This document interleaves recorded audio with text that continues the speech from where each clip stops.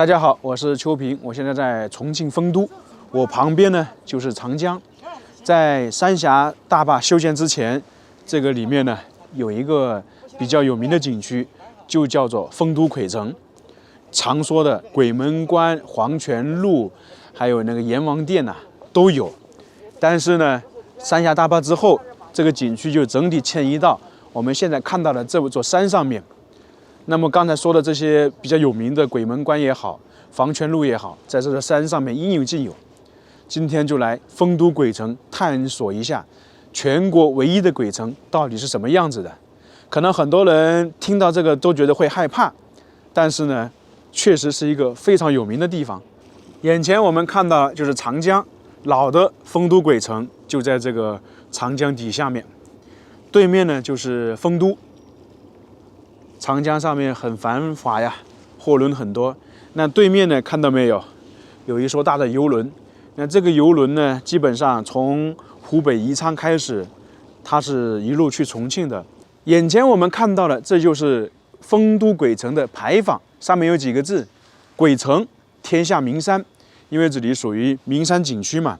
上面有几副对联，其中比较有名的就是唐代诗人李白写的“夏笑世上事，沉魂北丰都”，大概意思就是说啊，可笑世间的人在阳世间为了争夺名利，然后每个人100年之后呢，无论你的身份高低、贫贱还是与富贵，都要到同一个地方报道。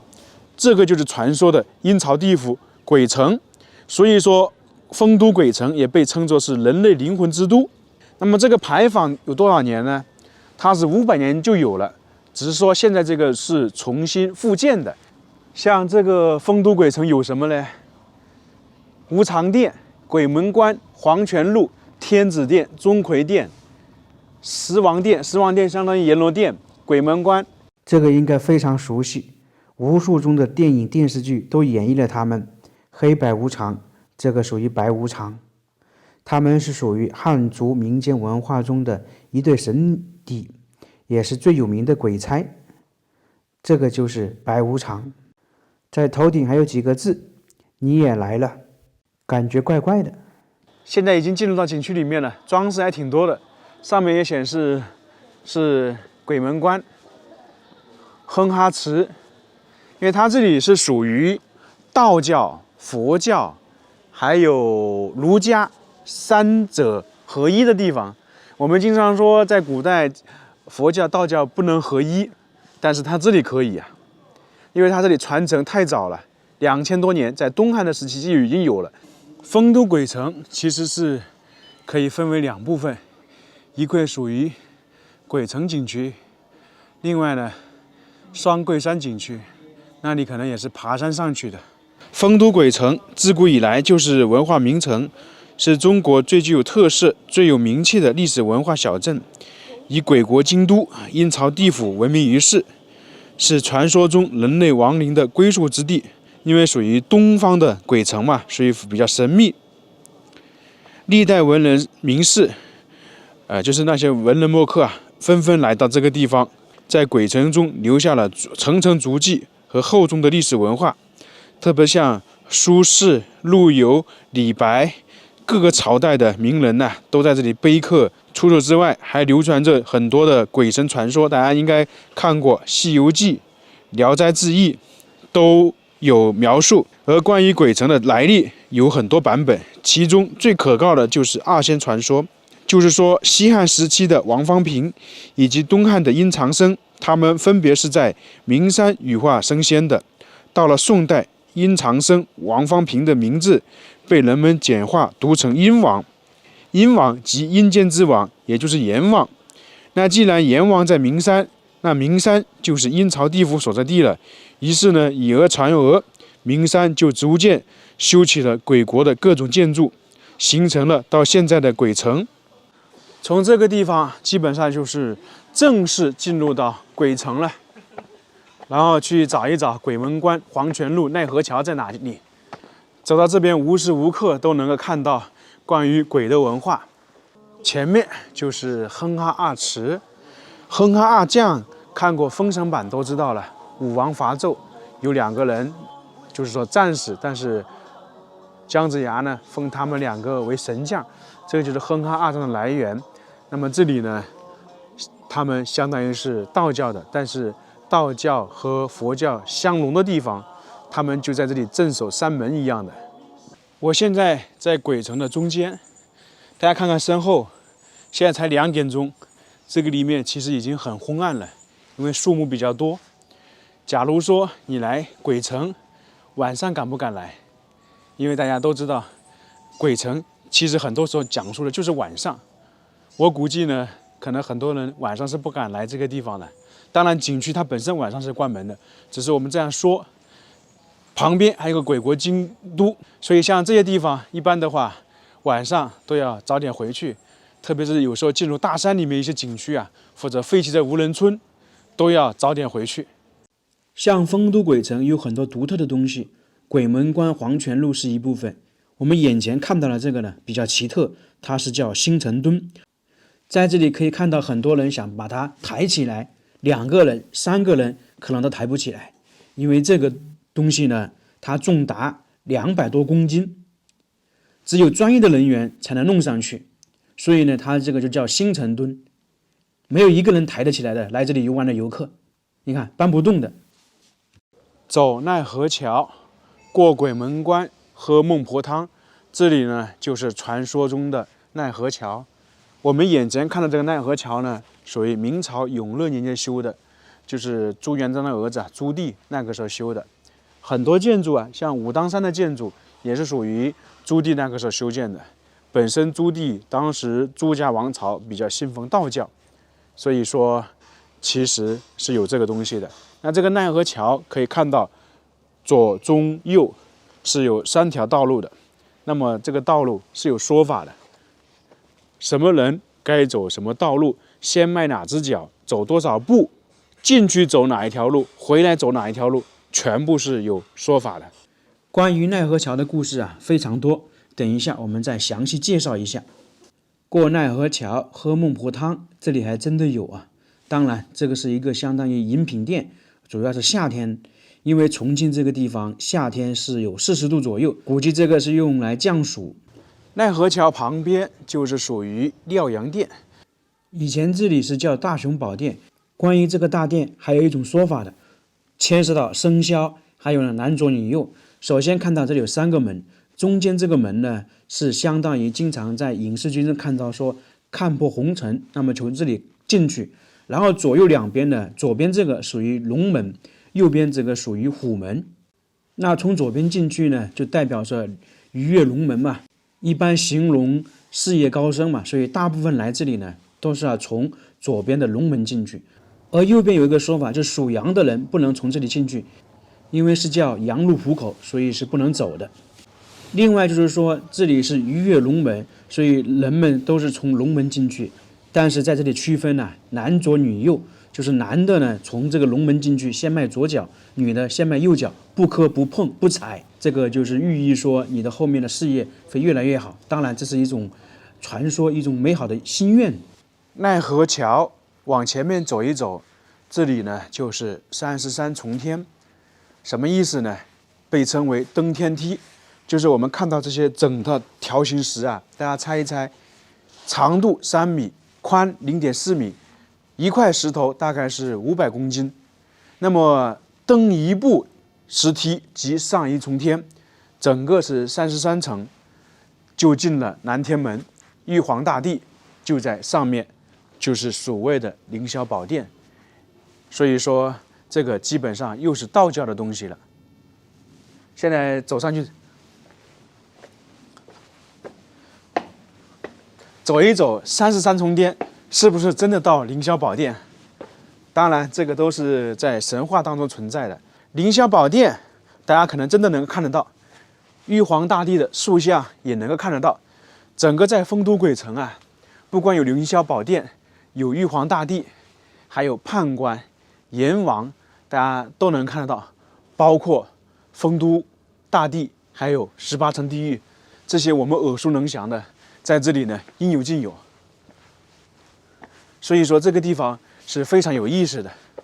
我们即将到达凌霄大殿了，南天门了。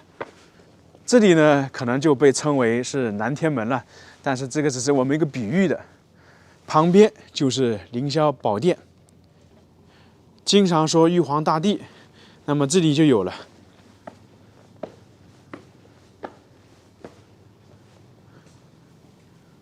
这个就是玉皇大帝的塑像，只要是关于神话故事的，都有他这个人物，很多人也看过了。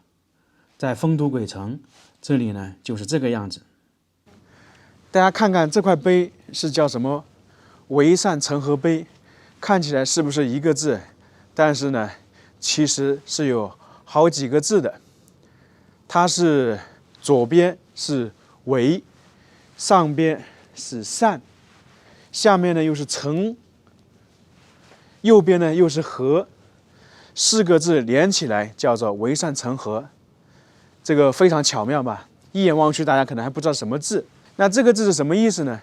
就劝呢人与人呢之间要善行相待，善恶有报，就是说多行善事，不要去做恶事。刚刚我们在大门看到了那个白无常，那这里就是叫做无常殿。这个地方始建于东汉，在几十年前重新复建的。传说呢，无常是专职缉拿鬼魂，协助赏善罚恶的差头。那么这里呢，属于白无常。在2000多年前的《山海经》中，就记载了种种传说。一直往里面走，看到前面几个字没有？鬼门关，走奈何桥，过鬼门关，后面是黄泉路、阎王殿。鬼门关前面有大小的鬼，16只鬼，2只鬼王。鬼门关就是这个样子的。这鬼呢，分为很多，有在海里的，还有在空中飞的，还有喝酒的、小气的、淘气的等等。因为基本上在现实生活中对应的什么样的人，在这里呢也对应到了，就是相辅相成的一样的。这座建筑漆黑无比，就是典型的嘛。始建于东汉，在《西游记》中有详细的描写鬼门关的故事。传说人死后到地府发落，必须经过这座森严的关口，两旁有16只鬼王和小鬼看守。其实我在想一个问题，你像这座鬼门关是黑色的，假如说弄点那种雾气呀，大家想一想什么感觉？是不是有点恐怖，有点像电影里面的那个感觉一样的？我觉得这挺好的。过了鬼门关之后，就要走黄泉路了。这里的黄泉路呢，比较小，不长。其实黄泉路在其他地方有，特别是陕西有一个黄泉路啊，那是真的一条马路，并且那条马路呢旁边很多树，夏天走在那里呢都有点暗黑，所以当时走在那里很多人都是害怕。那么这个地方的黄泉路，大家会不会害怕呢？不大呀，比较小。黄泉路又称为酒泉，我们常说的含笑九泉，说的就是黄泉嘛。它是根据《东周列国志》中其中的郑庄救母的故事来描述的。望乡台相当于是思念故乡的吧。在丰都鬼城，可能最重要的一个地方就是天子殿，常说的阎君殿、阎罗殿，里面呢有阴差、判官，还有那个阴天子等等。现在进去看看。看看里面到底是什么样子的。我们常说的阎王长什么样子，就在这里面。神目如电，这什么意思呢？就是说阴天子的那个眼睛啊，在这里能分辨那个你是善还是恶，因为要来这里嘛，接受审问、审判那些作恶的人。进入大殿去看看，这里就是大殿。相当于什么？就是升堂的地方，处理政务的地方。左右两边呢就是4大阴差，中间4大判官，最上面呢就是阴天子。阎罗殿嘛，就是在这个地方。这些就是4大阴差，日巡鱼鳃、黑白无常、牛头马面，在这里呢都能够看得到。中间这里就是四大判官，四大判官就是说的魏征、崔判官，还有那个钟馗等等，左右各2位，就是经常说的主管刑罚的、主管善的、主管恶的等等，善恶昭彰。前面呢，就是最常说的阎王。那这里有一点要跟大家解释一下，拜阎王是不能求财，而且拜阎王不能烧香。这个天子殿，也就是相当于阎王殿，在丰都鬼城，这个建筑规模应该也是算是最大的，在空中也能看得到。大家觉得有没有意思？因为关于这个鬼城的文化，从东汉开始就已经有了，毕竟在周边已经存在了2000多年。走出天子殿之后，还发现这里有一个三生石，这个石头也是有说法的，是中国历史上寓意呢情定终生的象征物，就相当于我们说的定情信物一样的。三生石分别代表着前生、今生和来生。很多人的爱情啊，从一种似曾相识的感觉开始，而相爱之后，人们一定又会期待缘定三生。所以呢，这个就是三生石的由来说法。丰都鬼城逛了这么久，我感觉还是非常有意思的。毕竟从小在电视、电影里面看到的东西，我们以为不存在，但是呢，在这个地方又真的有，所以来体验一下，还是感觉挺好的。